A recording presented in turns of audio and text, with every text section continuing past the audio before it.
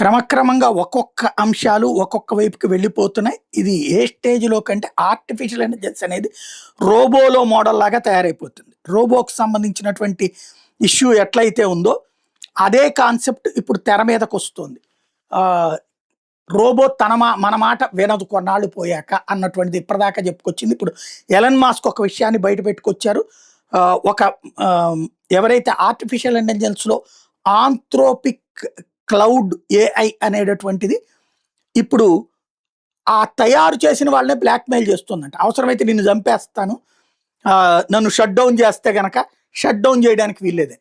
తర్వాత కొన్ని artificial intelligence ఈ సంస్థలు ఒకదానికొకటి టై అప్ అయ్యి అవి ఒక సోషల్ మీడియా ప్లాట్‌ఫారాలు క్రియేట్ చేసుకొని దాని సృష్టికర్తలను కూడా పక్కన పెట్టేసుకుంటున్నటువంటి అంశం కూడా ఇప్పుడు వెలుగులోకొస్తున్నాయి. ఇది మొదట్లో చిన్న అంశాల కిందన కామెడీగానే తీసుకుంటాం. కానీ ఇవే ప్రమాదకరంగా మారేటటువంటి అవకాశం అయితే కనబడుతుంది.